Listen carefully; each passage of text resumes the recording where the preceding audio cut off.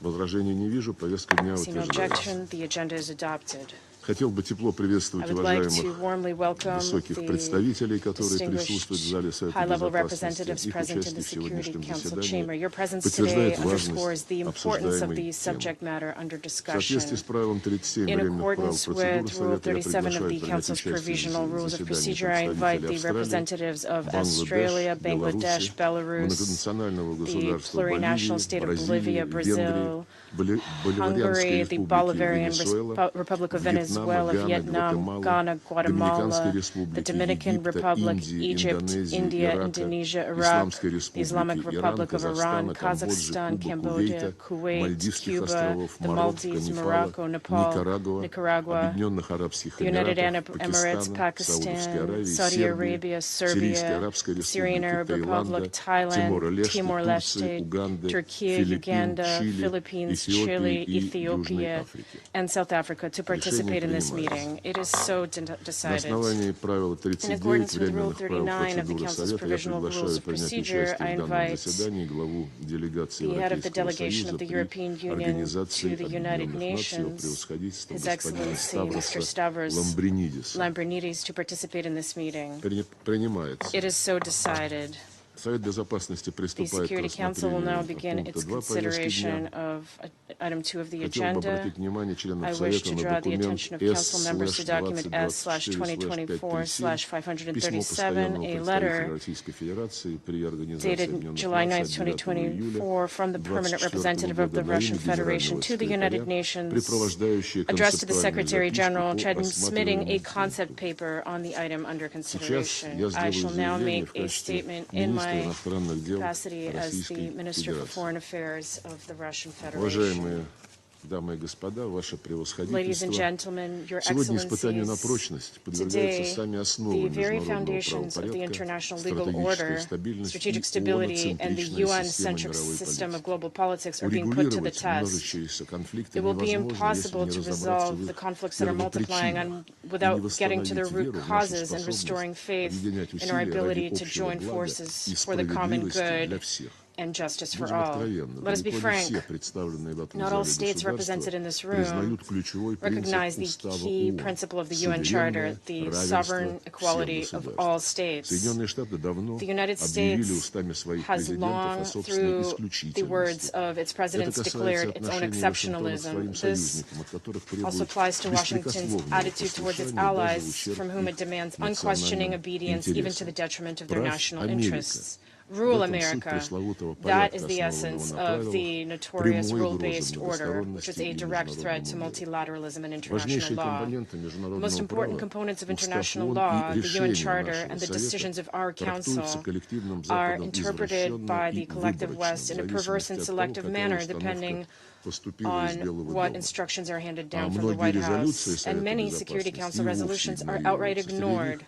These include Resolution 2202, which endorsed the Minsk agreements on Ukraine, and Resolution 1031, which endorsed the Dayton Agreement on peace in Bosnia and Herzegovina on the basis of the principle of equal rights for the three constituent peoples and two entities. The sabotage of resolutions on the Middle East can be discussed endlessly. It suffices to mention Anthony Blinken's statement in an interview with CNN in February 2021 in response to a question about what he thinks about the decision of the previous U.S. administration to recognize the Syrian Golan Heights as belonging to Israel. And I will refresh your memory for those of you who may have forgotten. In response to that question, the Secretary of State said, leaving aside the question of legality, from a practical standpoint, the Golan Heights are very important to Israel's security, end of quote. And this, in spite of the fact that UN Security Council Resolution 497, which remains in force and which we are all very familiar with, qualifies Israel's annexation of the Golan Heights as illegal. However, according to those very rules, we should, to quote Anthony Blinken, leave aside the question of legality. And of course, everyone remembers the statement of U.S. Permanent Representative regarding the fact that Resolution 2728 of March 25th, demanding an immediate ceasefire in the Gaza Strip, is not legally binding. In other words, these American rules are more important than Article 25 of the UN Charter. In the last century, George Orwell, in his story Animal Farm, already presaged the essence of this rule-based order.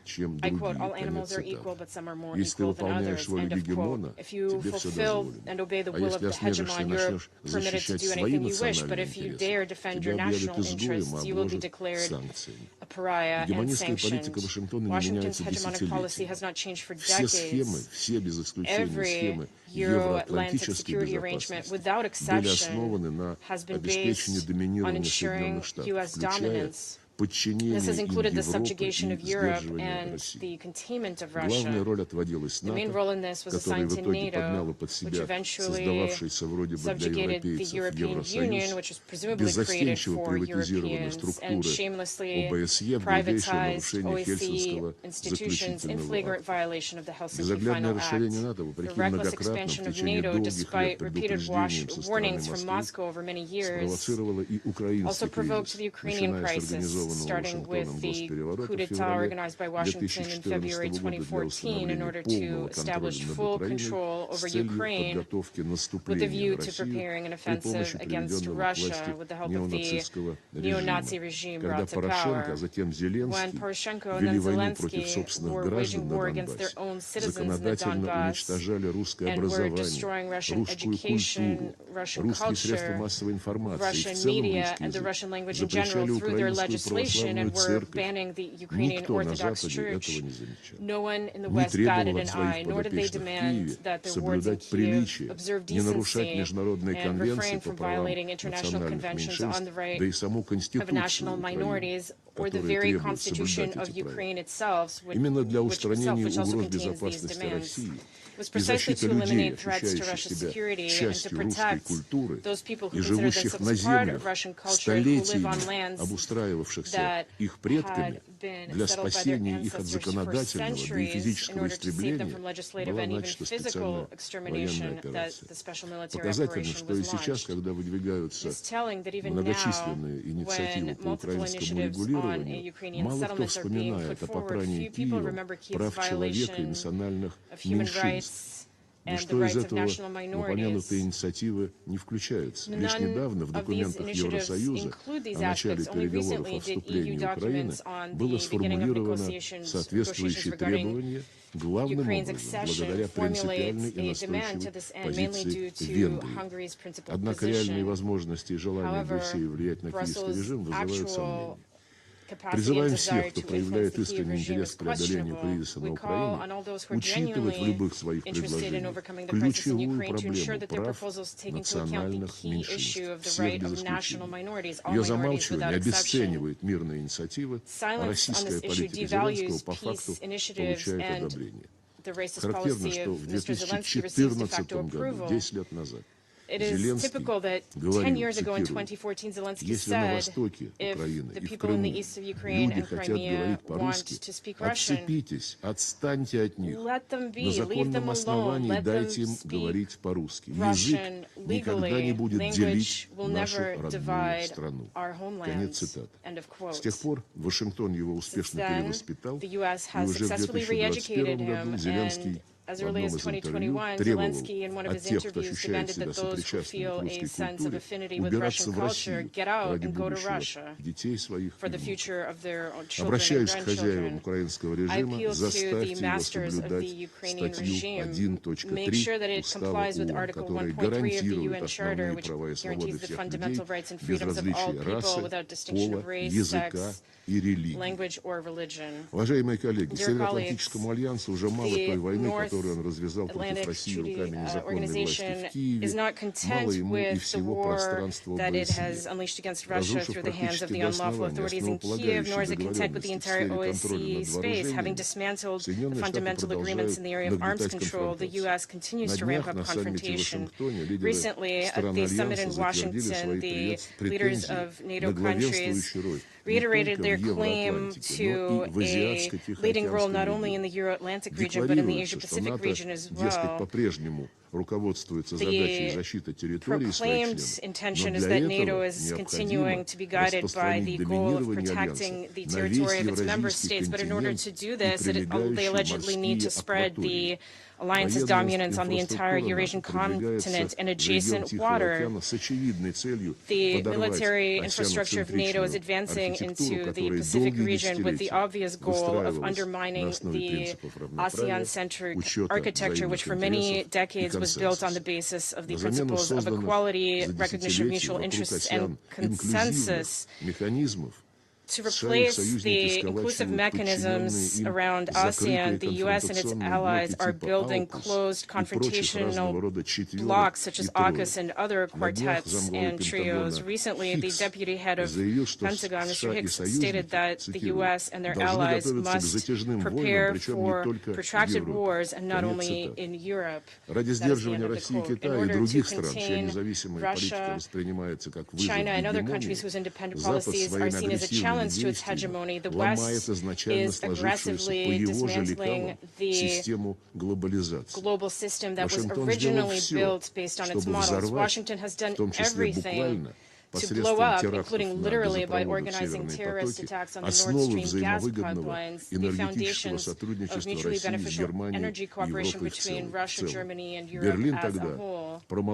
At the time, Berlin remained silent, but today we see another embarrassing period for Germany, whose leadership has unquestioningly complied with the U.S. in order to place U.S. medium-range missiles on its territory. Olaf Scholz said very ingeniously that the U.S. has decided to place high-precision offensive weapons systems in Germany, and this is a good decision.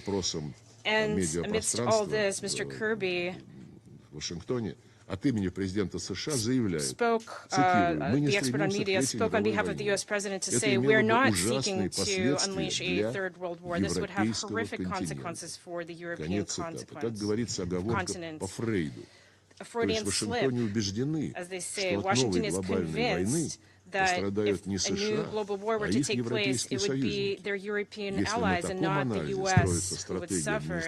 If that's the analysis on which Biden's administration's strategy is based, this is a very dangerous illusion, and Europeans must become aware of the suicidal role that has been assigned to us. Americans are holding the entire West at gunpoint and expanding their trade and economic war with those they see as undesirable, having unleashed an unprecedented campaign of unilateral coercive measures that are hitting Europe first and are leading to a fragmentation of the world economy. The countries of the global South, Asia, Africa, and Latin America are suffering from the neo-colonial practice of the West. Illegal sanctions, multiple protection measures, restrictions on access to leading technologies are counter to true multilateralism and create serious obstacles to achieving the 2030 agenda. Where are all those attributes of the free market where the United States and its allies taught everyone to follow? Market economy, fair competition, viability of practice, private property, presumption of innocence, free movement of people, goods, and capital, all that has been jettisoned. Geopolitics has buried the once sacred laws of the market for the West. Recently, we heard public demands from the officials of the United States, the European Union, aimed at China to reduce excess production in high-tech sectors because the West has started losing its long advantages in that area. Today, instead of market principles, we have the same rules. Colleagues, the actions of the United States and their allies are impeding international cooperation and the building of a more just world. They're taking entire countries and regions as hostages. They're not allowing peoples to fulfill their sovereign rights enshrined in the UN Charter, and distracting from the necessary joint efforts to regulate conflicts in the Middle East, Africa, and other regions, and reducing global inequality, eliminating terrorism, drug trafficking, and famine, and other problems. Of course, I believe that with good faith it's possible to resolve these matters. In order to stop development following a negative scenario, we want to discuss steps in order to restore trust and stabilize the international situation. First of all, we need to deal with the root causes of the crisis that have unfolded in Europe. Conditions for establishing a stable peace in Ukraine have been set out by President Putin. I won't repeat them. Political diplomatic solution must be accompanied by concrete steps to eliminate threats to the Russian Federation coming from the Western Euro-Atlantic direction. By agreeing to mutual guarantees and agreements, it will be necessary to take into account new geostrategic realities on the Eurasian continent, where continental architecture is being formed that is truly equal and indivisible. Europe risks falling behind from this objective historical process. We are ready to seek a balance of interests. Secondly, restoring regional and global balance of forces must be accompanied by active efforts to eliminate injustice in the global economy. In a multipolar world, there should not be any monopolists or in monetary regulation, trade, or technologies. The overwhelming majority of members of the international community share this view. It's very important to reform as soon as possible the Bretton Woods institutions and the WTO. Your activities should reflect the true weight of non-Western centers of development and growth. Thirdly, significant and qualitative changes must take place in other institutions of global governance if we want them to work for the benefit of all. First of all, this applies to our organization, which up to now, in spite of everything, continues to be the embodiment of multilateralism and has a unique universal legitimacy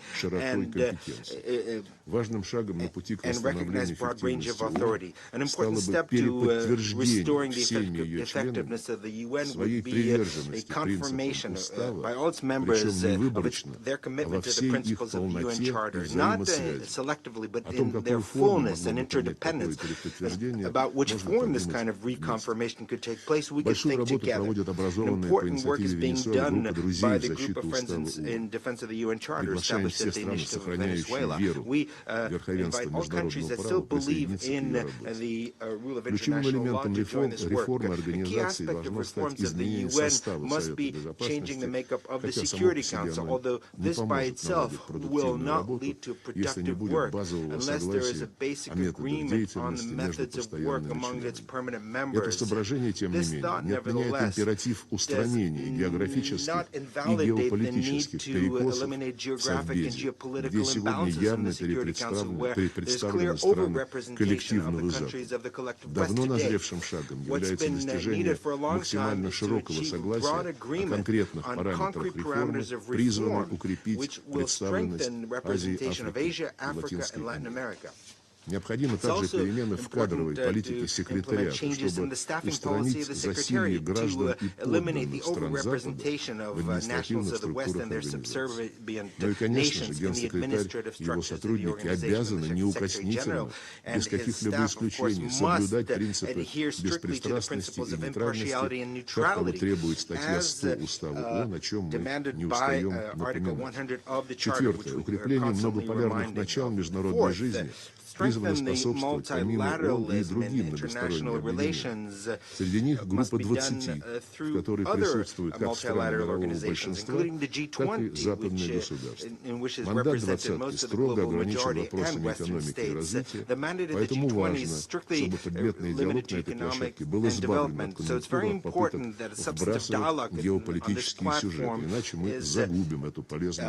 does not include short-sighted attempts to introduce geopolitical topics. An increasingly important role based on the principles of the UN Charter is played by BRICS and the Shanghai Organization for Cooperation. It includes countries that represent various regions and civilizations that are cooperating on the basis of equality, mutual respect, consensus, and mutual compromise. This is a global standard of multilateral cooperation with the participation of major powers.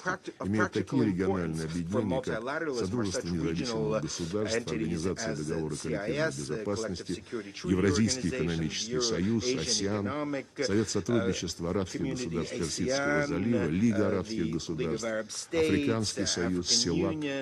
Видим важной задачей налаживание разносторонних связей между ними, в том числе с подключением потенциала ООН. Российское председательство в Совете одно из ближайших заседаний посвятит взаимодействию ООН с евразийскими региональными организациями. Уважаемые коллеги, выступая 9 июля на парламентском форуме БРИКС в Санкт-Петербурге, Владимир Путин сказал, становление мироустройства, отражающего реальный баланс сил, процесс сложный и во многом даже болезненный. Конец цитаты. Дискуссии на эту тему, мы считаем, должны выстраиваться без скатывания в бесплодную полемику на основе трезвого They should be based on a sound analysis of all the range of factors. First and foremost, it's important to restore professional diplomacy, culture of dialogue, the ability to hear and to listen, maintain channels of crisis communication.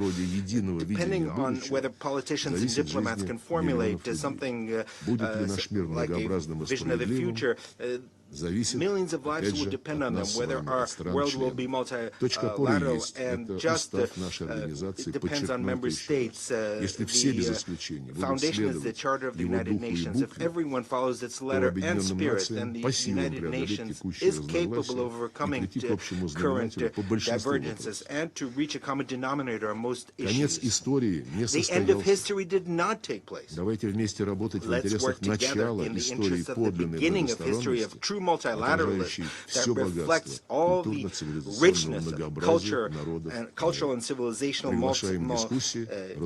diversity of the peoples of the world. I invite everyone to a frank discussion. Of course, it has to be an honest one. Thank you very much.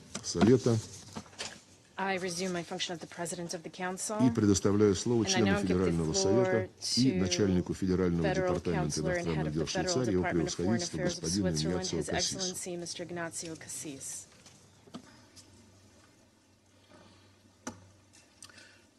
Monsieur le Président, Excellences, Mr. President, chers et chers collègues, dear colleagues, un ordre mondial plus juste, plus démocratique, et plus durable est un ordre qui place la liberté en son cœur.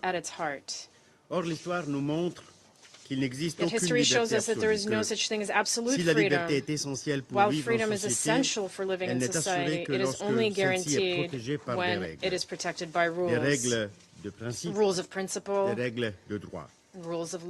Le droit à la liberté ne peut exister qu'avec le devoir et la responsabilité.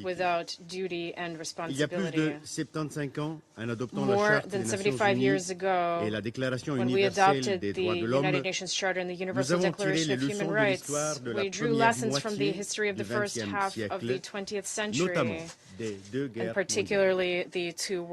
Ces normes universelles ont permis de bâtir un monde dans lequel la force made it possible to build a world in which the force of law would eventually prevail over the law of force.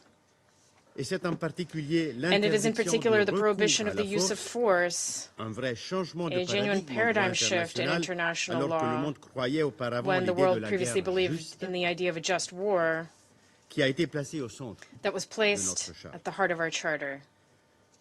Since the adoption of the Charter, we, the peoples of the United Nations, have stone by stone built the foundations of our universal commitments. And we have tried together to build a better world, one with less poverty,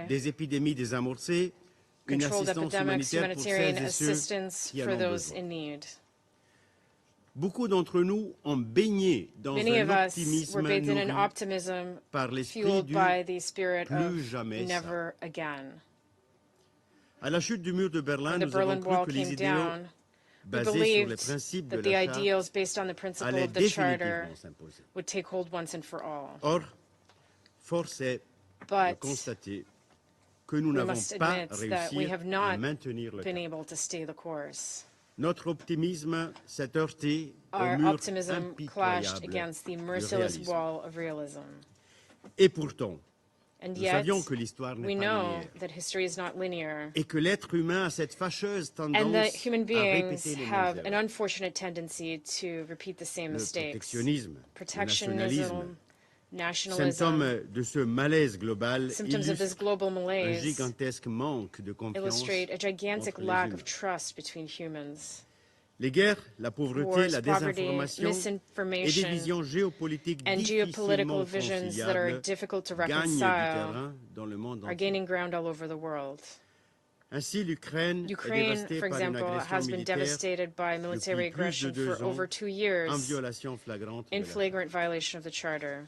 Depuis plus d'un an, le Soudan For more than a year, est à nouveau en Sudan proie has à une once guerre again been in the civile. grip of a civil war.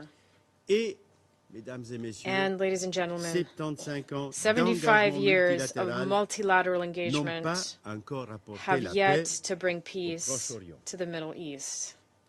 Oui, le multilatéralisme est Multilateralism mal en point. is ailing.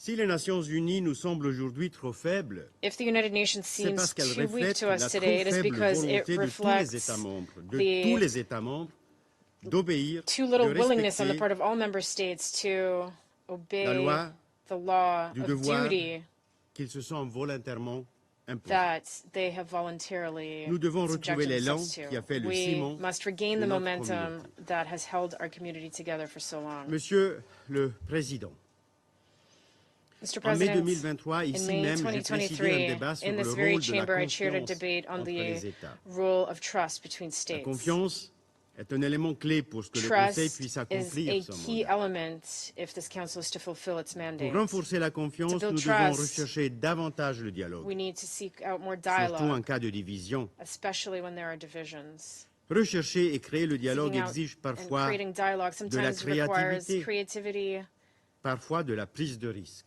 and risk-taking. En organisant il y a un mois une conférence When we internationale organized sur an la paix en international Ukraine, conference on peace notre in Ukraine a objectif month était ago, our aim précisément was precisely d'établir la to build confiance à trust travers le through dialogue. dialogue.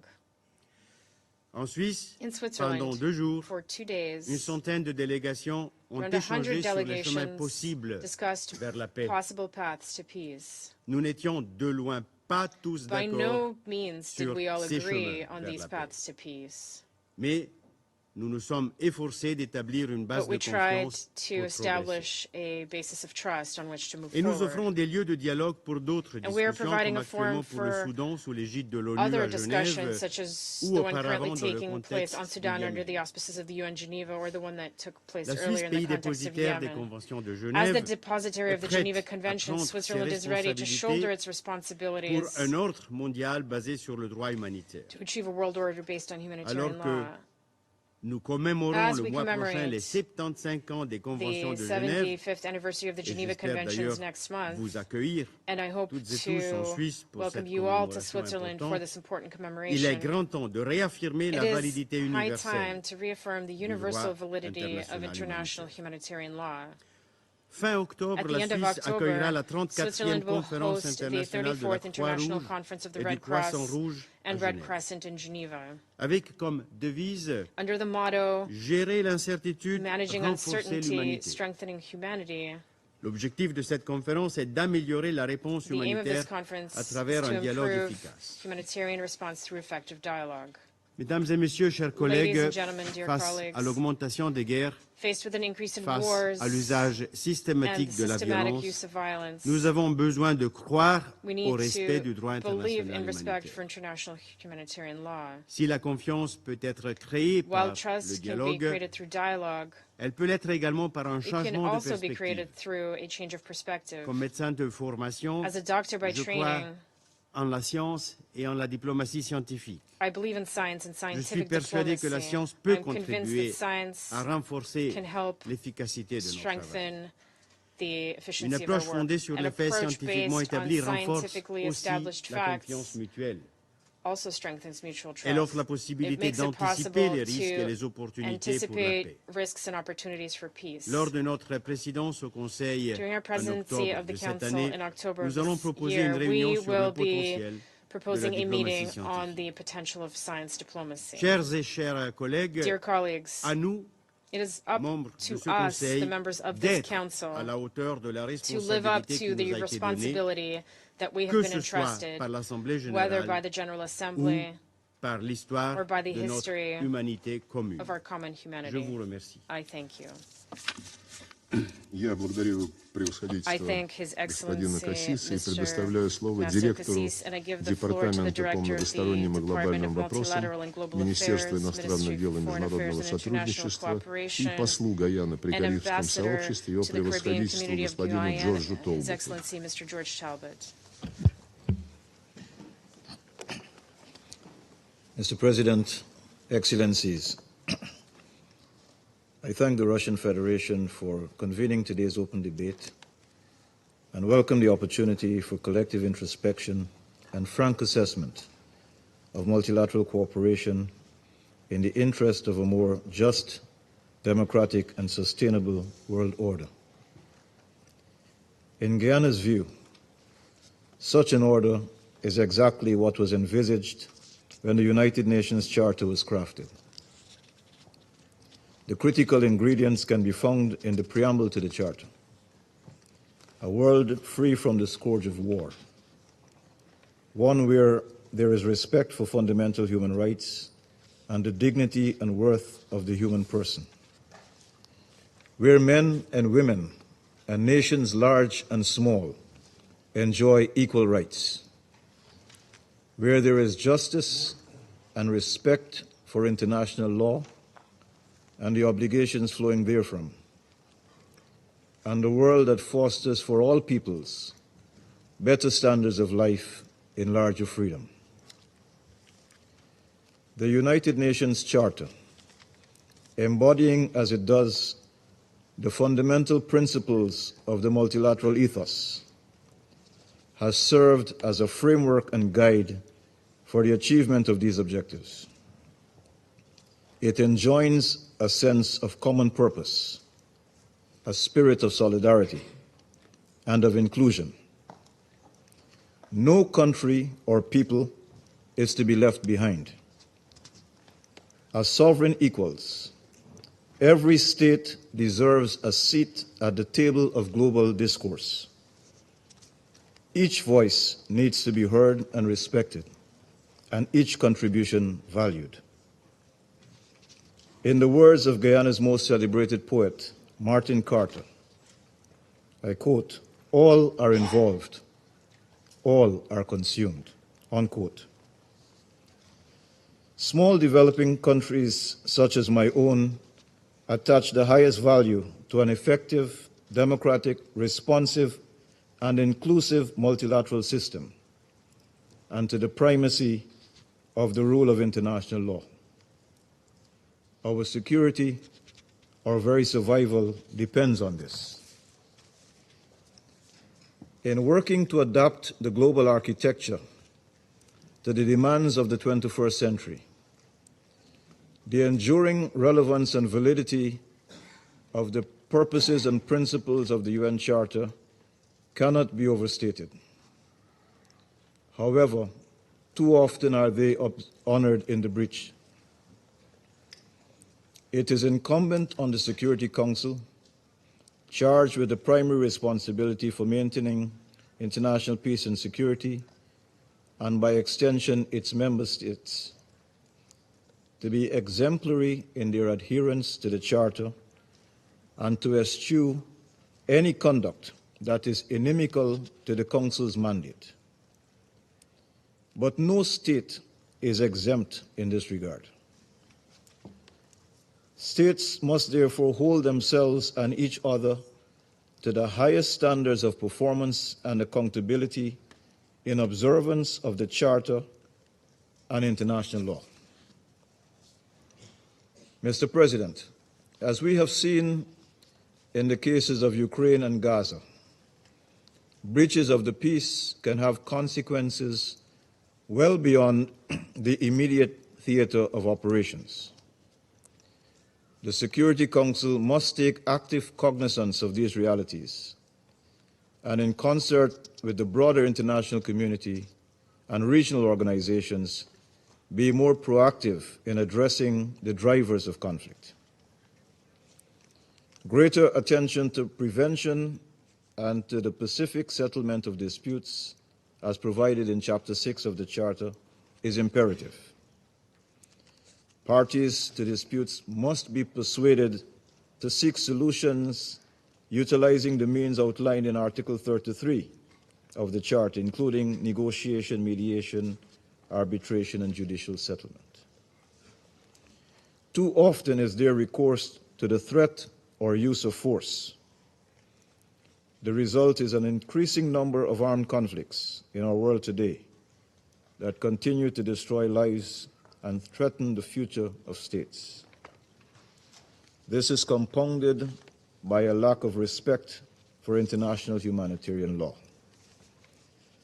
In reaffirming the principle of non-interference in internal affairs, we cannot turn a blind eye to egregious violations.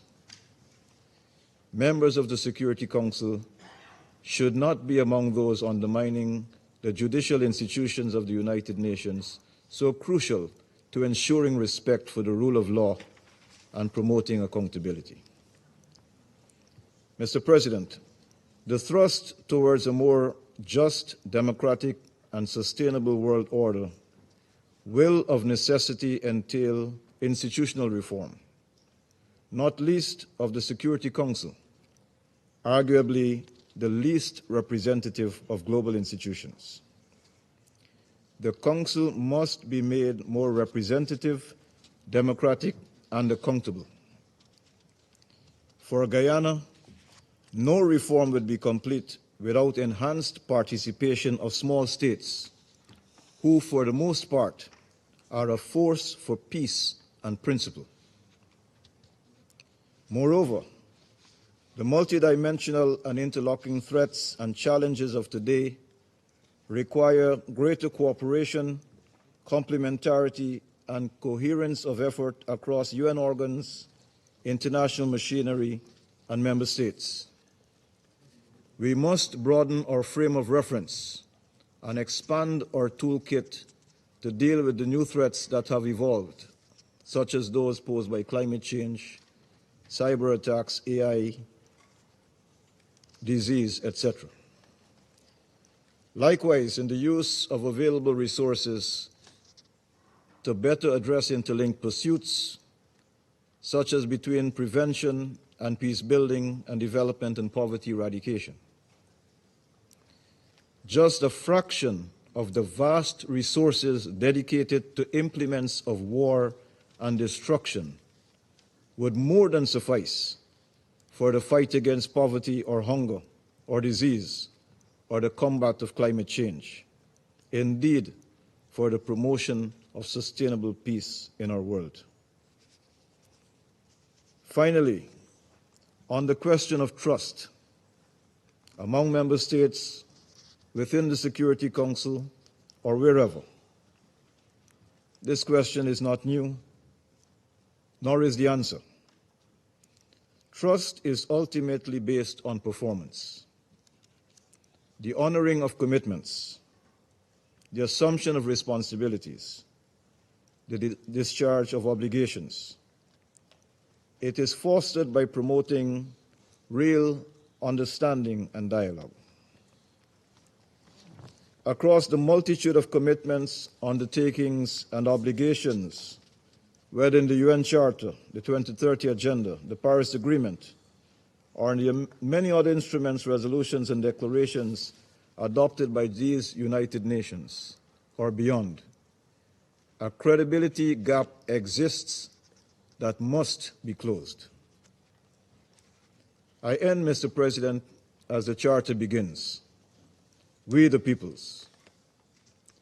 Their trust, their hopes, their aspirations, their expectations are ultimately what matters most. It must be acknowledged that the adversarial nature of contemporary politics makes it impossible to fulfill our global commitments and meet the expectations of our people. States must demonstrate by their actions that they are reliable and trustworthy partners committed to working together for the greater good of all. I thank you. Я благодарю его превосходительство господина Толбота за его заявление и сейчас предоставляю слово представителю Алжира. Mr. President, Excellencies, first I thank Russia for organizing this open debate, and I thank His Excellency Sergei Lavrov for coming from Moscow to chair this important meeting. Excellencies, this debate is very timely. Timely because our Council continues to struggle to find solutions to too many conflicts and crises, including in Palestine, where genocide is being committed as we speak. I hope this debate will help our Council to be more effective and less polarized. Mr. President, multilateral cooperation is not something new. There were instances of multilateralism through military alliances, treaties, and trade routes in the Mediterranean region and elsewhere during ancient times. While this may not fit the modern definition of multilateral cooperation, it illustrates the idea of various entities coming together for common purposes. Today, we cannot imagine a world without multilateral cooperation. It is essential for addressing complex global issues that no single country can solve alone. It also allows governments to pool resources, share knowledge, and develop joint solutions. As Council's members, this is precisely what we try to do every time we enter this chamber. Mr. President, multilateral cooperation faces multiple challenges. This requires the UN to adapt to emerging realities with multiple centers of power and to enhance its role in establishing a just, democratic, and sustainable international order. My delegation firmly believes that reforming the Security Council would increase the legitimacy of this UN organ.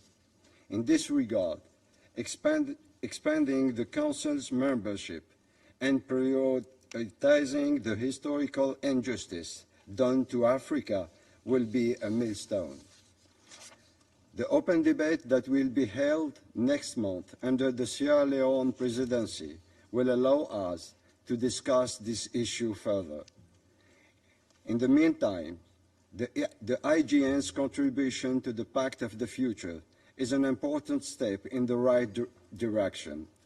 We thank the IGN's co-chairs, the permanent representative of Austria and Kuwait. Mr. President, regarding the opportunities we shall not miss, first and foremost, we have the 2030 Agenda. It represents a universal framework that addresses poverty, environmental degradation, and economic inequalities. And let's not forget that this agenda calls for the full realization of the right to self-determination of people living under colonial and foreign occupation. With less than 1/5 of the target on track, the world is failing to deliver on the SDGs promise.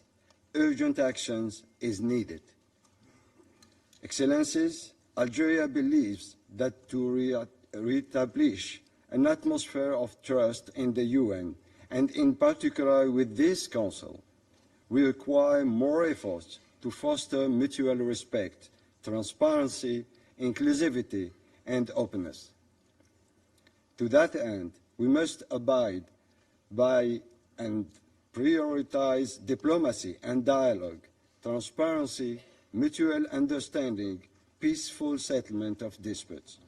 We also need to give priority to conflict prevention and peace building by addressing the root causes. Last but not the least, we need to uphold international law and the UN Charter as guiding principles. We must ensure that the Council's decisions and actions adhere to these principles and contribute to global peace and stability. Our compass shall be avoiding the selective application of international law. Dear colleagues, as the Summit of the Future approaches, let's work to make this event a real Summit of the Future, not a Summit of the past. I thank you. Я благодарю представителя Алжира за его заявление и предоставляю слово представителю Соединенного Королевства. Thank you, President. The world of 2024 looks very different to the world of 1945, but the challenges we face are no less stark. More countries globally are engaged in conflicts than at any time since the Second World War. We're facing a climate crisis, and scientific and technological breakthroughs are raising new questions which we need to answer. A UN fit for the 21st century is vital to meet these challenges. I'd like to make 3 points. First, we need reinvigorated systems that are more inclusive and more responsive to deliver on these important priorities, including the Sustainable Development Goals and international financial architecture reform. That is why the UK is committed to making a success of the Summit of the Future in September and realising its potential to set a new, ambitious course for the UN. We also recognise that members sitting around this table need to be more representative of the world today, and that is why we have long supported Security Council reform. Second, we need to ensure that this Council delivers on its mandate to uphold international peace and security. We regret that recent Council resolutions 2735 and 2736, calling for a ceasefire deal in Gaza and de-escalation in and around El Fasher in Sudan, have yet to be fully implemented. We call on all parties to do their utmost to see these resolutions implemented to prevent further human suffering. We as Council members also have a responsibility to uphold our own commitments. It is therefore vital that the Russian government stops sourcing weapons from DPRK in violation of UN Security Council resolutions and stops its attempts to disrupt UN work in Africa, including by stopping Russian proxies' targeted actions against MINUSCA. Third, we must defend the UN Charter. President, while you tell us how you believe the world order can become more just, democratic and sustainable, your military is systematically bombing civilians in Ukraine in an unprovoked war of aggression and in flagrant violation of the UN Charter. What is just about trying to annex another country's land? What is democratic about trying to subjugate another country's people? What is sustainable about waging a war that has killed or injured over 500,000 of your own people? The war in Ukraine is a stark reminder of what kind of world order Russia really wants. A world where might is right and powerful countries can bully and invade others with impunity. The UK will not accept such a world. We will continue to stand staunchly behind Ukraine. We will support its aspiration for a just and lasting peace in line with the UN Charter and international law, and its demand for accountability. We will continue to be a tireless advocate for effective multilateralism and for the principles at the heart of the UN Charter. I thank you. Благодарю представителя Соединенного Королевства и предоставляю слово представителю Сьерра-Леоне. Thank you, Mr. President. I thank you for convening this timely debate on multilateral cooperation in the interest of a more just, democratic, and sustainable world order. Sierra Leone welcomes the debate not only in view of the forthcoming 80th anniversary of the United Nations, the most essential multilateral institution of our time, but also because it offers the opportunity to rethink and reshape our cooperation framework on the basis of equity, democracy, and sustainability.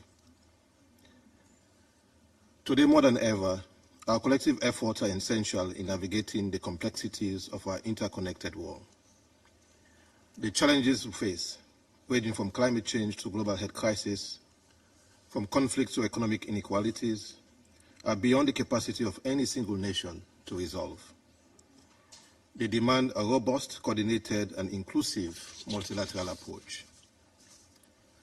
Currently, the 193 member states of the United Nations, from diverse regions and cultures, evoke a strong statement of recognition by member states of the importance of the multilateral system founded on international law to safeguard the sovereignty and independence of state and to advance and defend common and critical interests. We should therefore resolve to use this unity in diversity to achieve the purposes of the organization, to maintain international peace and security, promote and protect fundamental human rights, and cooperate to achieve sustainable development. Presently, we are, however, challenged to generate innovative ideas and credible mechanisms that will bring all conflict to a peaceful end, maintain peace and security, promote social progress, human rights and fundamental freedoms, and secure better standards of life for humanity. We have limited options or any other alternative other than to strengthen multilateralism based on the UN Charter and international law to address these challenges. This Council should, in this regard, reflect on reform measures that will reinforce our collective obligation to uphold the purposes and principles upon which our organization was founded as enshrined in the UN Charter. We cannot champion a just, democratic, and sustainable world when Africa, a continent on which more than half of the discussions of the Security Council are based, remains excluded in the permanent category and underrepresented in the non-permanent category in the organ with primary responsibility and binding decision powers on matters of international peace and security. The historical injustice against Africa must be addressed, and we look forward to the debate on this important issue during Sierra Leone's presidency of the Security Council in August. There is a binding commitment to build a global society that is more just, inclusive, and equal than the one we live in today. Accordingly, we must be committed to supporting and facilitating multilateral cooperation in the interests of a just, democratic, and sustainable world, with the United Nations at the center. Therefore, respecting the prohibition on the use of force, preserving and strengthening the values of peaceful settlement of dispute, upholding the dignity of humanity and meaningful sustainable economic development through international cooperation as enshrined in the UN Charter, the Universal Declaration of Human Rights, and reaffirmed in the 2030 Agenda for Sustainable Development, are essential to promote and support the three pillars of the United Nations. Mr. President, on the basis of the foregoing, let me highlight 4 key points. First and importantly, a just world requires an unwavering commitment to the rule of law. respect for and upholding international law and the rule of law at the international level is a sine qua non, as it is self-evident that for multilateralism to be sustained and strengthened, it is imperative that states abide by their obligations under the UN Charter and international law, eschewing selective application of the law. To strengthen multilateralism through international law and the rule of law, states are also urged to use or continue to use international courts, in particular the International Court of Justice, as a potential tool to address shared interests of international concern. This could be seen as the application of international law to multilateralism, thereby ensuring justice and accountability in solving legal dispute. The judicial settlement of dispute in a way giving expression to Article 2, Paragraph 3, and Article 33 of the UN Charter, and reinforcing the rule of international law. Secondly, a democratic world order should be centered around the principles of transparency, accountability, and inclusive participation. Democracy is not merely a system of governance, but a foundation upon which the principle of sovereign equality of states rests. Support for democratic practices and transparent processes at the international level allows for inclusive participation and ownership, and thereby putting an end to the paradigm of inequality, inequities, as well as safeguarding against the erosion of democratic tenet of sovereign equality. It is imperative for pluralism to be reinforced, allowing for the voices of all actors in international relations to be heard. Thirdly, we acknowledge that sustainability is the bedrock of a world order that promises longevity and prosperity for future generations. The 2030 Agenda for Sustainable Development and the Paris Agreement on Climate Change provide us the blueprint. Additionally, the Summit of the Future affords us the opportunity at the highest level to outline an ambitious agenda, not only to forge a new international consensus, but also to establish a new global agreement on multilateral solutions with a commitment to deliver a better present and safeguard the future.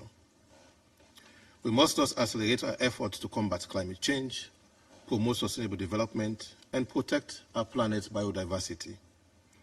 This includes fostering innovation in green technologies, enhancing global cooperation on environmental issues, meaningful capacity development and transfer of technology, and ensuring that economic growth does not come at the expense of our planet's health. Fourthly, it is imperative to highlight the role of the Bretton Woods institutions, the International Monetary Fund and the World Bank, in creating a just, fair, and sustainable world. These institutions were established to promote international economic cooperation and stability. However, as the global economic landscape has evolved, so too must these institutions. We must ensure that their policies and practices are aligned with the principles of equity, sustainability, and democratic governance. They must assist states and government to deliver on their social contracts. Their programs must not drive a wedge between citizens and their government, exacerbating tensions that may exist. A pressing issue that requires our immediate attention is the burden of debt on developing nations. Many countries are trapped in a cycle of debt that stifle their development prospects and exacerbate poverty and inequality. Debt cancellation and comprehensive debt treatment are not just economic necessities, but means to address some of the root causes of conflicts. By providing debt relief, we enable these nations to invest in health, education, infrastructure, and sustainable development, thereby fostering global stability and prosperity. Debt sustainability should be a cornerstone of our multilateral effort. We must work towards a fair and transparent international sovereign lending and debt architecture that prevents future debt crises and ensure that borrowing is managed responsibly. This includes promoting responsible lending and borrowing practices, enhancing debt transparency, and developing mechanisms for fair and orderly debt restructuring. Mr. President, in pursuit of these goals, multilateralism is our most powerful tool. The United Nations, with its unique legitimacy and convening power, must be at the forefront of fostering international cooperation. We must reform and reinvigorate our multilateral institutions to be more effective, representative, and responsive to the needs of all member states. This includes addressing disparities in global governance structures and ensuring equitable representation for developing countries, especially Africa. Our collective resolve to enhance our multilateral cooperation must be the immediate necessity. Our inaction will have a debilitating effect on the dignity of humanity. In that regard, Sierra Leone reiterated its commitment to the principles, ideals, and objectives of the UN Charter. In closing, Mr. President, let me say that the challenges of our times are formidable, but they are not insurmountable. By embracing multilateral cooperation, we can create a world that is more just, democratic, and sustainable. Let us reaffirm our commitment to these principles and work together to build a future that reflects the highest aspiration of humanity. I thank you. Я благодарю представителя Сьерра-Леоне и предоставляю слово представителю Республики Корея. I give the floor to the representative of the Republic of Korea. Thank you, Mr. President. It is significant and surreal that this meeting on multilateralism and the world order was convened as the signature event of the Russian presidency of the Security Council, as the country has been providing us with an almost painful amount of food for thought on this subject. With frustration from the intractable conflicts, violence, and threats to international peace and security persisting around the world, such as the war in Ukraine, the Gaza crisis, and DPRK's repeated violations of Security Council resolutions, it is often argued that the UN and multilateralism have become futile. It is truly frustrating that in practice, the UN indeed was designed to be powerless in case a permanent member of the Security Council uses force in violation of the UN Charter and is determined to get away with it. However, this does not mean that we should give up on the UN or multilateralism. Dear colleagues, even without binding decisions, the United Nations, in particular the Security Council, still provides a valuable platform to exchange views among member states and construct the right narrative for the international community. The United Nations can serve as a megaphone that sends out clear messages toward the global audience that the violation of the UN Charter by any member states is unacceptable, thereby ultimately thwarting the ambitions of violators and guiding us in the right direction. In our view, this enduring multilateral diplomatic space is even more relevant in the deepening skepticism and chaos we face today. Against this backdrop, I'd like to highlight the following points. First, diversity must be fostered in a manner that promotes universal values. In addressing global challenges, it is critical to respect different histories, cultures, levels of economic development, and different political systems. We should always earnestly listen to each other and deepen our mutual understanding. However, we should also be reminded that we are, after all, the same kind, the one humanity, even amid conflicts, wars, and extreme hate towards one another. The essence of the humanity we share transcends all other differences in culture, politics, and history. Likewise, fundamental and universal values are non-negotiable and must be upheld under any circumstances. For instance, the reported public execution of dozens of teenage students in North Korea last week for watching South Korean dramas, and the sentencing of hard labor to North Koreans for preparing their meal with bottled rice the South Korean NGOs sent over for humanitarian purposes, are simply intolerable. Such brutal acts by the regime cannot and must not be explained or understood in terms of any diversity or differences in governance. It makes no sense to preach diversity while undermining our shared universal values. Second, we should preserve and effectively utilize the multilateral tools that the UN has developed for decades and are now at our disposal. Among many, UN peace operations remain a central component in the continuum of UN responses to maintain peace and security. We strongly call for full support for these missions, both in terms of mandates and resources, to better protect civilians, prevent conflicts, establish the rule of law, and promote human rights. As mentioned in the Secretary General's new agenda for peace, the UN Security Council sanctions regimes also remain an important UN Charter instrument to address threats to international peace and security. Sanctions should be more targeted and effective, minimizing unintended humanitarian impacts.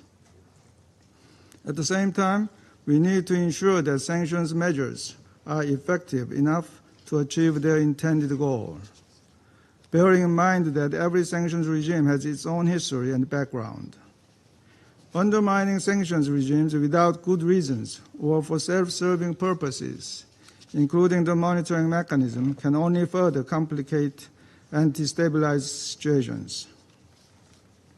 In this connection, Russia's single-handed dissolution of the panel of experts on DPRK sanctions in April demonstrated how grave violations of Security Council resolutions by a permanent member, such as the trading of arms with North Korea, can result in the destruction of an indispensable Security Council institution. One lie leads to another, and one crime leads to another. Colleagues, this brings us to my next point, that accountability for decisions and agreements must be ensured. The concept note for today's meeting asks us whether the international order should be founded on a polycentric or a unipolar paradigm. But in our view, this question is about how we analyze an existing phenomenon, not a matter of choice. Whether we are living in a multipolar world or not, what matters is that we realize sustaining peace from it. We have seen the consequences of the multipolar order, or rather disorder, of the 1920s and 30s. It is our common goal not to let such history repeat itself. One way to achieve this goal is to ensure that the United Nations outperform the League of Nations and to stick to the rules and principles that we have agreed upon as much as possible, including the UN Charter and the Security Council resolutions. This is what we can choose. These rules should be applied to everyone in a fair and consistent manner. It must also be made clear that consequences will follow for violators, rather than allowing impunity. Only then can the rule of law be established. In particular, it is paramount that the prime principles of the UN Charter, such as the non-use of force, respect for other nations' sovereignty and territorial integrity, and the promotion of human rights, are upheld in every corner of the world without leaving any vacuum. There are no so-called legitimate concerns that justify violation of these basic principles. Colleagues, as we look ahead to the summit of the future, we do not want our present to be remembered by future generations as a dark era of multilateralism. Instead, let it be known as a key juncture when we overcame the criticism of futility against multilateralism with tenacious joint efforts to promote our shared universal values. I thank you. Благодарю представителя Республики Корея. I thank the representative of the Republic of Korea, and I give the floor to the United States. Thank you, Mr. President. The United States welcomes the opportunity to come together to discuss this serious matter of international peace and security and multilateral cooperation, even if it was convened by a council member that has shown time and time again that it doesn't take this matter seriously. And in fact, as I listened to the Russian representative's statement, I thought I was in the wrong room, because this seemed to be a session whining about the United States and the West, and I hardly heard the word multilateralism mentioned. Colleagues, as you all know, member states are invited to donate artwork to the United Nations, and these official gifts are meant to epitomize the ideals of the United Nations, the values outlined in its charter. You may all ask, why am I mentioning this? Well, beyond this chamber, at the easternmost edge of the United Nations North Lawn, is Russia's gift, presented in 1959. It's a bronze statue of a man beating his sword into a plowshare, transforming a weapon of war into a tool for the common good, prioritizing food security and agricultural prosperity over destruction. And so it's ironic that today, the very country that erected this statue, this statement of the UN's ideals, is now actively engaged in a war of aggression against its neighbor. A war that has weaponized food, worsening food insecurity, not only for Ukrainians, but for tens of millions of hungry people around the world. A war that has severely damaged Ukraine's power production, threatening to leave hundreds of thousands in the cold this winter.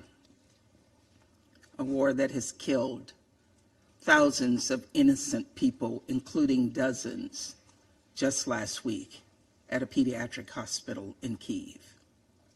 A war that has facilitated the unlawful transfer of thousands upon thousands of people from their homes, including children. And a war that has caused Moscow to resort to nuclear brinksmanship and to violate international sanctions obligations. Of course, Russia's abhorrent behavior began well before its full-scale invasion in 2022. In particular, Putin has treated human beings as bargaining chips and continue to do so to this day. I think about the family and friends of Trevor Reed and Brittany Griner and Evan Gershkovich and Paul Whelan, as well as others. People detained for doing their jobs or even just being in the wrong place at the wrong time and used as human pawns. Last year, this council had the privilege of being joined by Paul's sister, Elizabeth, in the public gallery, and I asked Minister Lavrov to consider her unimaginable pain, having gone 4 years without seeing her brother, to look into her eyes and see her suffering. Today, over 2,000 days since he last saw his family, Paul remains locked up in a Russian penal colony. And so, Minister Lavrov, I want to look into your eyes while you look into your phone and say, we will not rest until Paul and Evan come home. And Russia has ceased this barbaric practice of holding human pawns once and for all. And that is a promise. It is clear the hypocrisy displayed on the UN's North Lawn by a nation that has chosen to beat plowshares into swords is only matched by the hypocrisy it has displayed in this very council today and every day. Today, we gather under the guise of embracing and improving multilateralism, of recommitting to international law, and yet as we speak, Russia continues to erode confidence in our institutions while willfully and flagrantly violating the core tenets of the United Nations Charter: territorial integrity, respect for human rights, international cooperation. These are our values, the shared principles every single one of us agreed to uphold. And they have provided the basis of the United Nations' greatest triumphs. Our shared principles have helped us forestall nuclear proliferation and prevent mass atrocities. They have helped us forge peace after years of strife and provide desperately needed humanitarian aid to those in need. Now, let me be clear, I'm not starry-eyed. The United Nations isn't perfect.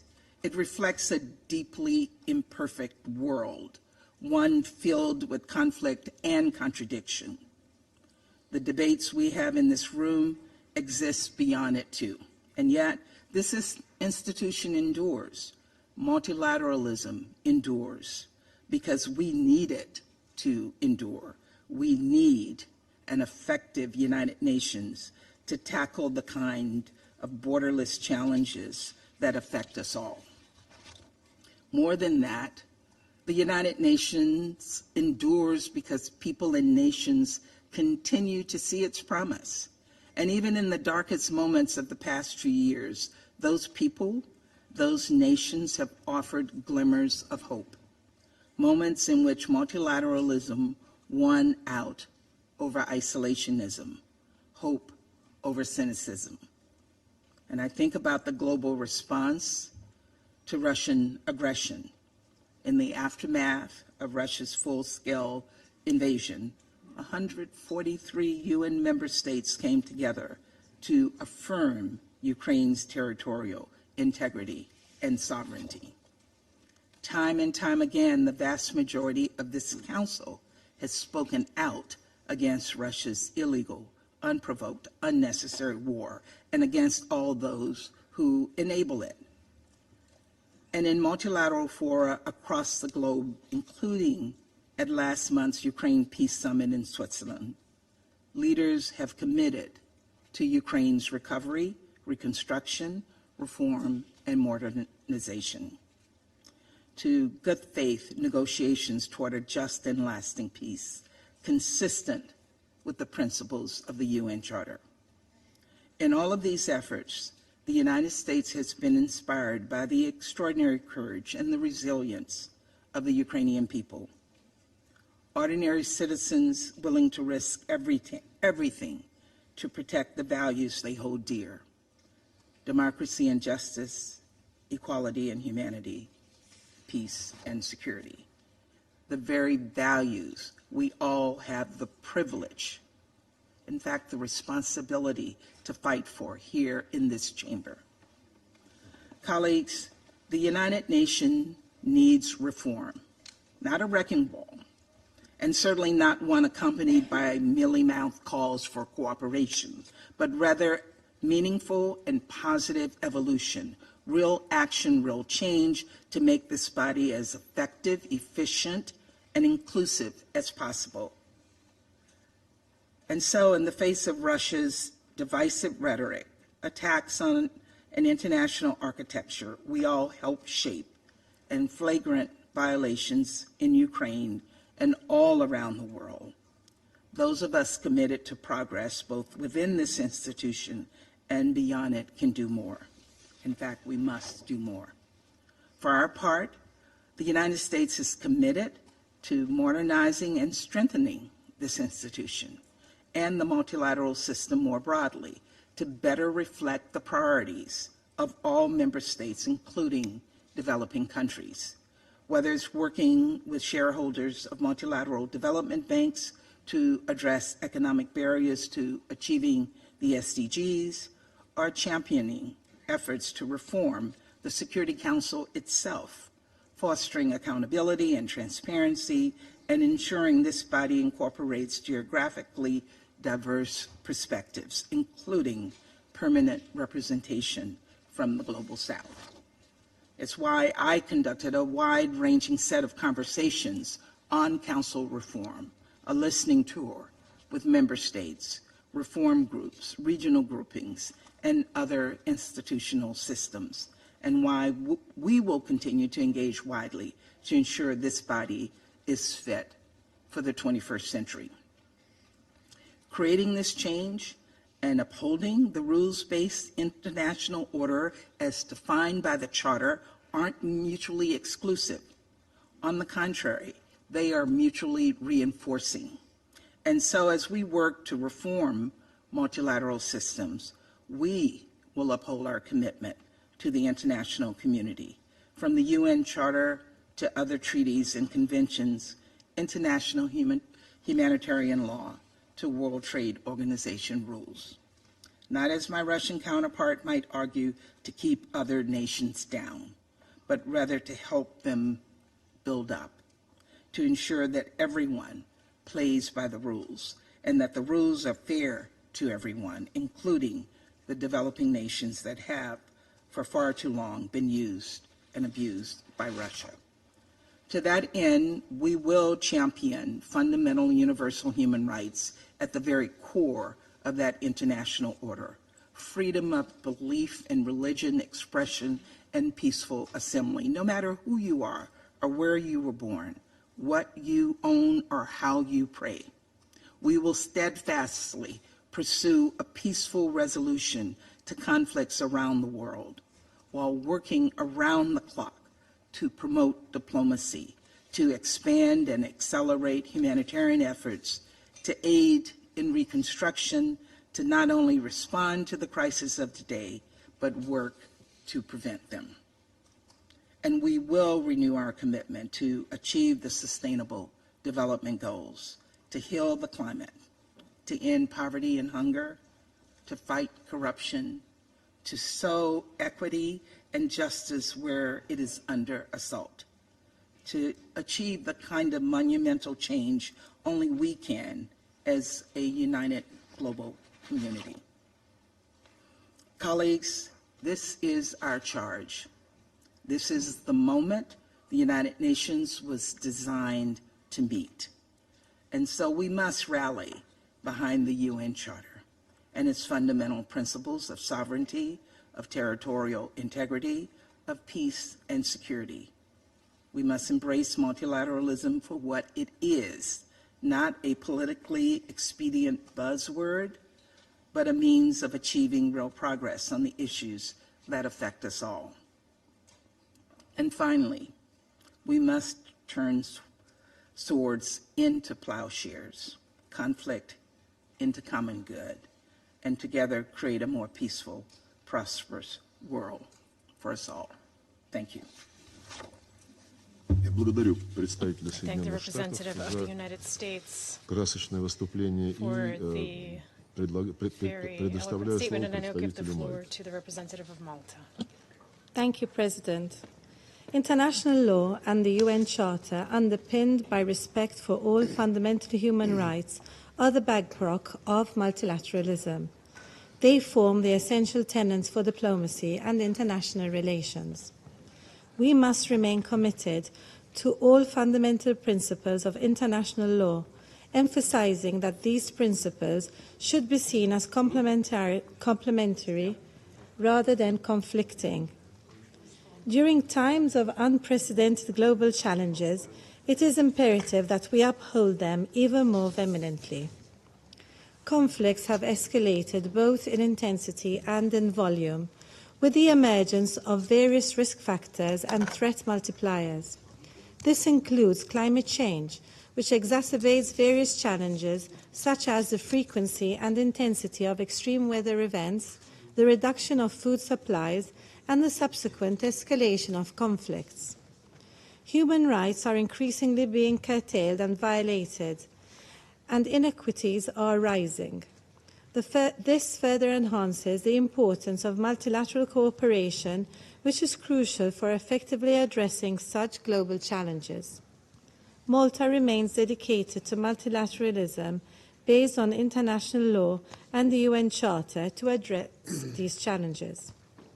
We reiterate that in these times, enhanced cooperation between multilateral organizations and at international and regional level, with the UN at the core of its work, is especially important. The system must continue to evolve to answer to today's challenges. It is fundamental that such an evolution safeguards and facilitates the full, equal, meaningful and safe participation of women in order to promote gender transformative actions and agreements. President, we believe that the Summit of the Future presents a critical opportunity for all states to recommit to multilateralism based on a good faith interpretation of international law and the UN Charter, with the UN at its center. Peace and security, sustainable development, and adherence to human rights are intrinsically linked.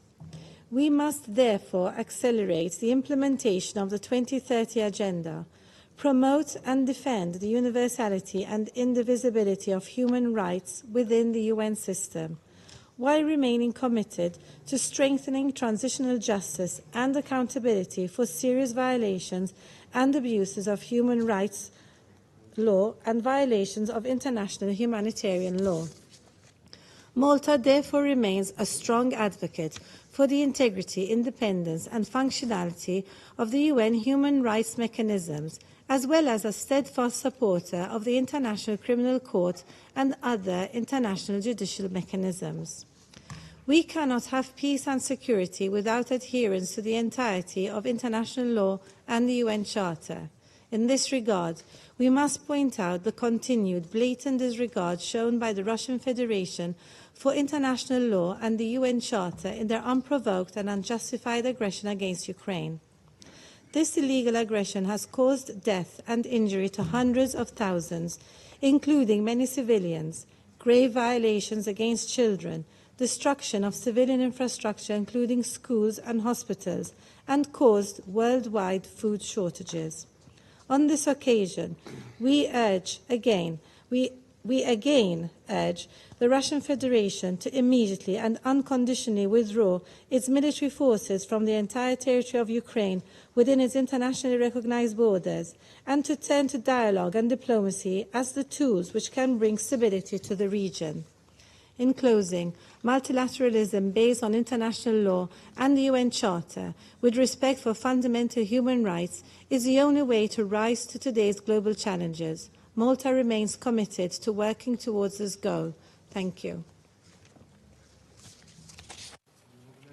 I thank the representative of Malta for her statement, and I now give the floor to the representative of Japan. Mr. President, no single country can single-handedly solve today's various complex global challenges that fellow Council members already lined up. We need a collective multilateral response, and the UN must be at the heart of it.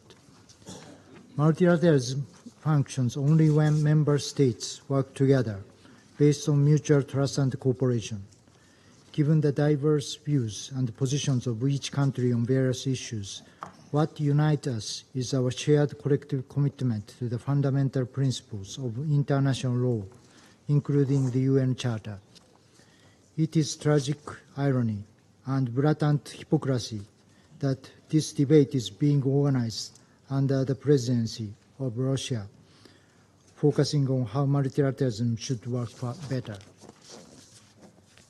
On one hand, in the concept note of this open debate, Russia emphasizes, for example, the importance of ensuring commitment to the purposes of principles of the UN Charter, the need to re-establish the atmosphere of trust and dialogue, concern about the increase and the escalation of the use of force and the areas of conflict, and need to ensure equal and indivisible security for all. On the other hand, its aggression against Ukraine goes against all of the above, clearly breaching Ukraine's sovereignty and territorial integrity, which are core values of international law. The unprovoked war of aggression against a sovereign state by a permanent member of the Security Council is outright defiance of the UN Charter and Security Council resolutions, including those on North Korea, and constitutes a threat to global peace and security. The relentless use of the veto that has accompanied this aggression has blocked the Council from making decisions and taking collective actions, paralyzing and discrediting the Council when the world needs it most to fulfill its responsibility. How can Russia criticize others' selective approach on applying international law and imposing arbitrary measures, while at the same time violating the very international law it says it is committed to whenever it wants. Indeed, there is no country with a flawless historical record in its foreign policy. All of us should squarely face this reality and be humble about it. However, whatever blame Russia tries to put on others, it will never legitimize or distract the world's attention from Russia's unlawful conduct on the Ukraine situation. As shown by the General Assembly resolutions related to Ukraine, the overwhelming majority of the membership understands who is to blame. Russia must first and foremost withdraw all its troops and equipment from the territory of Ukraine within its internationally recognized borders immediately and unconditionally. We strongly oppose any unilateral attempts to change the peacefully established status of territories by force or coercion anywhere in the world, and reaffirm the acquisition of territory by force is prohibited by international law. We need to strengthen the UN, which is the center of multilateral cooperation. In particular, we need an early reform of the Security Council to reflect current realities rather than those of 80 years ago. Increasing representation of unrepresented and underrepresented regions is crucial. At the same time, Council membership is not privilege, but a solemn responsibility for the maintenance of international peace and security on behalf of the entire UN membership. The Summit of the Future is an epoch-making opportunity to take stock of what we, the member states, have discussed so far on Security Council reform, and to show to the world a way forward with a sense of urgency.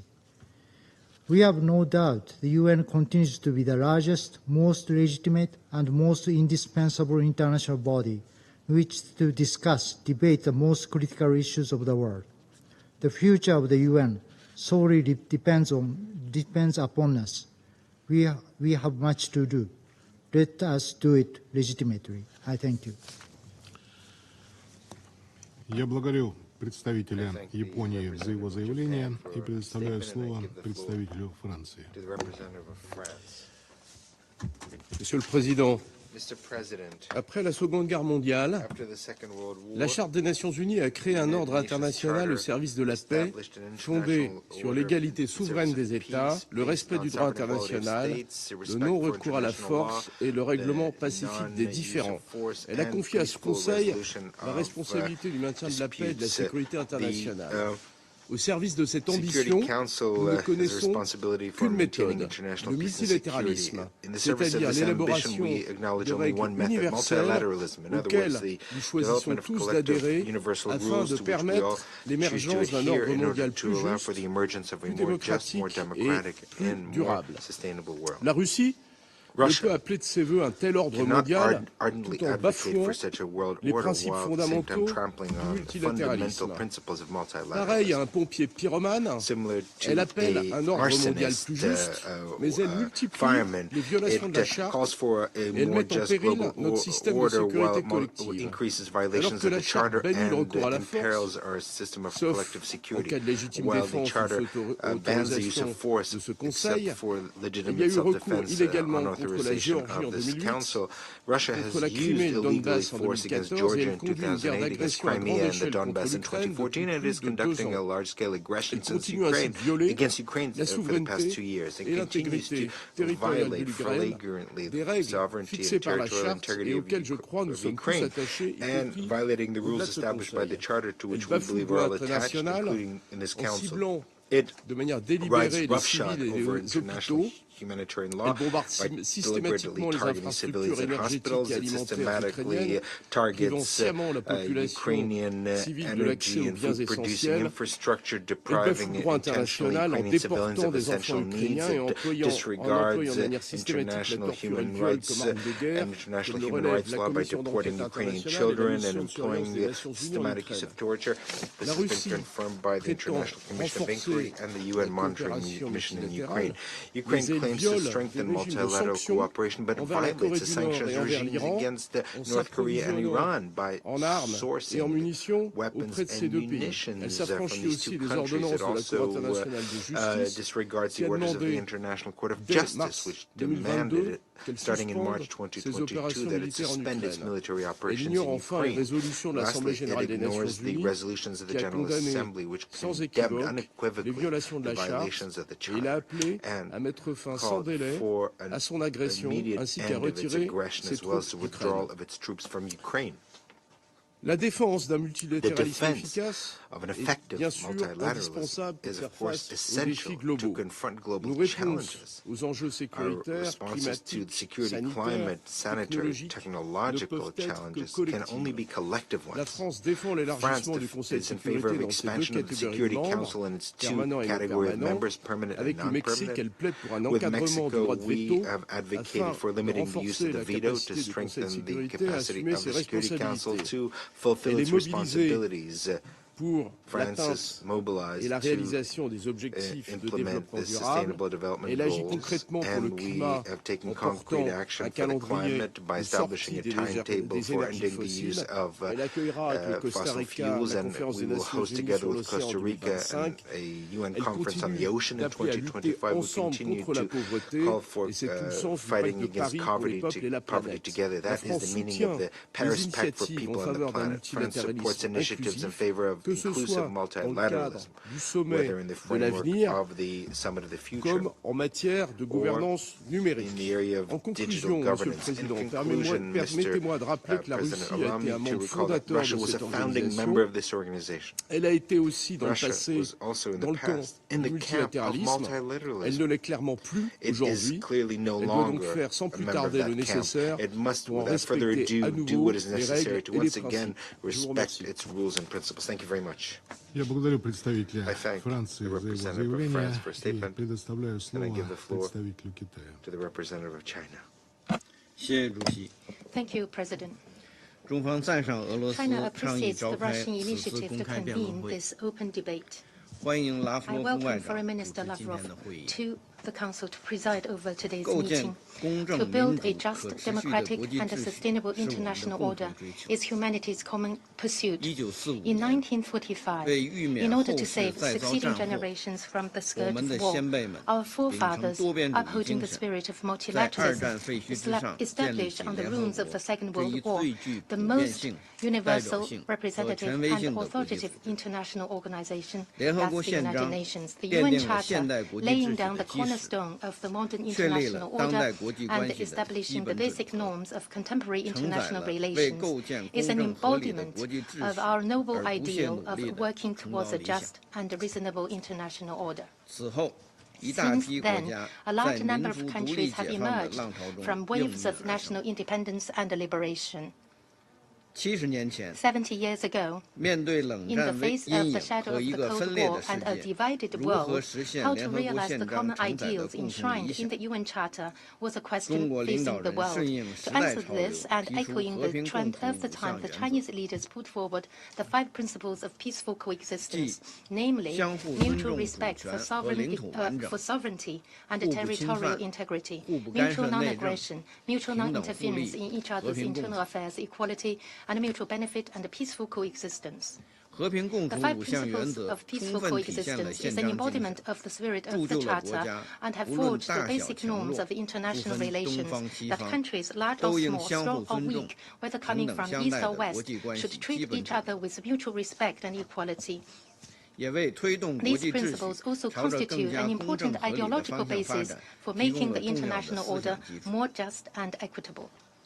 Since the dawn of the 21st century, humanity has continued its exploration for a just and equitable international order. At the present, the international landscape is increasingly defined by bloc politics, the world economy is facing anti-globalization onslaught, and the international governance is getting ever more fragmented. Humanity is once again faced with the historical choice of where to go from here. President Xi Jinping's proposal of building a community of common future for humanity was put forward with the aim of better carrying forward the purposes and principles of the UN Charter and the 5 principles of coexistence under the new circumstances. China believes that in order to promote the building of a more just and equitable international order, efforts should be made in the following 6 areas. First, we must uphold sovereign equality. Every country should be able to find its own place and play its role in the multipolar system.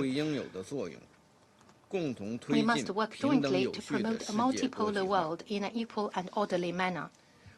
Second, we must adhere to mutual respect, take care of each other's vital interests and major concerns, respect the path of development mode of system independently chosen by the people of each country, and refrain from interfering in the internal affairs of other countries. Third, we must build common security based on the natural law of indivisibility of security, settle disputes through dialogue, and resolve differences through consultation in order to build a more balanced, effective, and a sustainable security architecture. Fourth, we must promote common development by promoting inclusive economic globalization, accelerating the implementation of the 2030 Agenda for Sustainable Development, and striving to achieve the goal of not letting any country or anyone behind. Fifth, we must uphold justice, safeguard the authority of the United Nations and international law, advocate a global governance based on joint consultation and collaboration and benefit sharing, and enhance the representation and voice of the developing countries. Sixth, we must embrace openness and inclusiveness, promote equal dialogue, exchanges, and mutual learning among different civilizations, foster mutual understanding and kinship among peoples, and promote the common values of all humanity. President, in today's chaotic world, discourse on the international order covers a full range of opinions, with some obvious truths being willfully distorted, while certain specious arguments gaining currency. In light of the theme of today's debate, I wish to make the following points. First, we often hear the talk about a rules-based international order by some countries. But what kind of rules are we talking about, and who are the rule makers? No one has given us a clear and precise answer. In fact, the so-called rules-based international order advocated by some is really intended to create another system outside the existing system of international law and to seek legitimacy for double standards and exceptions. I would like to emphasize that there is only one order in the world, and that is the international order based on international law. There is only one set of rules, and they are the basic norms of governing international relations based on the purposes and principles of the UN Charter. There is no room for ambiguity on matters principle, and positions must be clearly staked out. It is time that vague concepts that confuse the public, regardless of its variety, be put to rest. Second, against the backdrop of the crisis in Ukraine and ongoing Israeli-Palestinian conflict, countries are highly concerned about international common security, and many peace-loving countries and people are working tirelessly to bring peace. However, NATO, a regional military bloc left over from the Cold War, has been seeking to expand its sphere of influence, stopping at nothing to create false narratives, pouring oil on the fire wherever they go, stirring up confrontation between camps, and even resort to shifting the blame to countries outside the region to frame them on the issue of Ukraine, which is just the opposite of what the international community is doing in terms of persuading and promoting peace and negotiation. History has amply proved that wherever NATO's dark hand extends to, turmoil and chaos will ensue. China hereby advises NATO and other countries in question to have a soul-searching and self-inspection and stop being the troublemakers who jeopardize common security at the expense of others. Third, common development and common security are mutually reinforcing. They are the foundation of a sound international order in which development is the master key to solving all problems. A just and equitable international order cannot be built on the basis of the developed countries getting ever richer, while the developing countries remaining locked in poverty and a lack of development in the long run. We must respond to the general trend of the collective rise of the global South and make substantive strides in such areas as reform of the international financial architecture and artificial intelligence governance, so as to help and empower the developing countries to catch up. Individual countries have inappropriately broadened the concept of national security by building small yachts and high walls, and indiscriminately imposed unilateral measures to disrupt the global production and supply chain, which will ultimately lead to a situation of no winners, whether bilaterally or multilaterally. We must resolutely resist such erroneous practices. President, this year and next, the United Nations will usher in such important agendas as the Summit of the Future and the 80th anniversary of the foundation of the UN. We must seize these important historical opportunities and make joint efforts to bring the international community more closer under the flag of the United Nations. Practice genuine multilateralism and make unremitting efforts to build a just, democratic, and sustainable international order. Thank you, President. I thank the representative of China for a statement.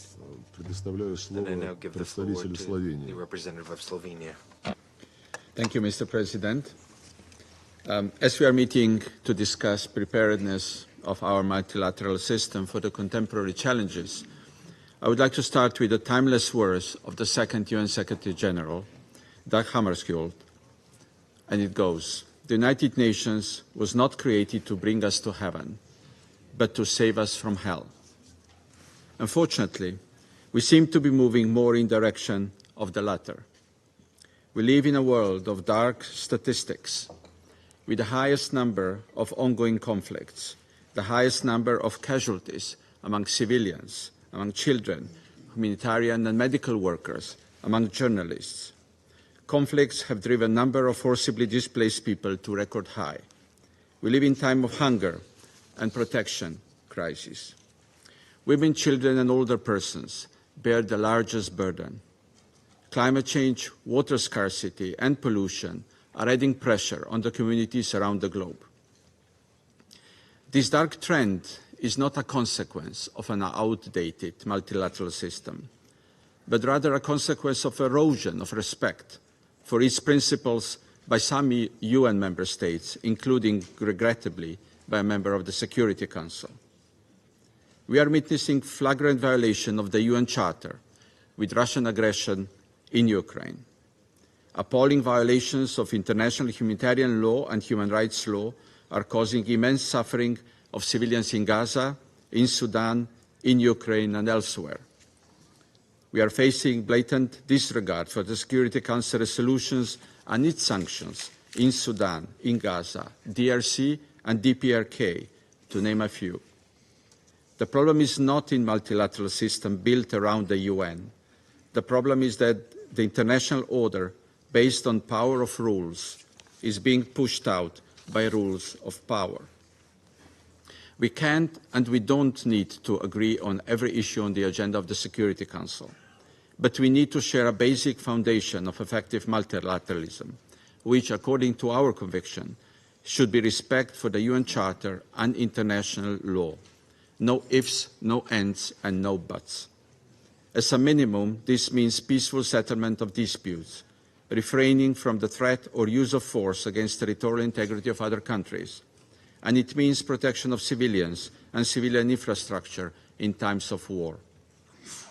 We are not experiencing the crisis of multilateralism, but rather a crisis of political will to make us comply and respect the international legal system we have all built and committed to.